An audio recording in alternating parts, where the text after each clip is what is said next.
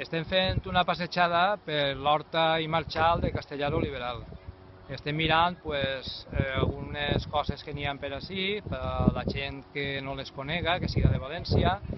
Per exemple, Barraques, que és la vivienda típica, Severes, que també n'hi ha a Muntó, l'Alqueria del Brosquil. Estem mirant mollons històrics, tant del Marquès de Sant Joaquín com mollons de cotos d'arròs, mollons de propietat. Estem mirant també tot el que n'hi ha plantat en els camps.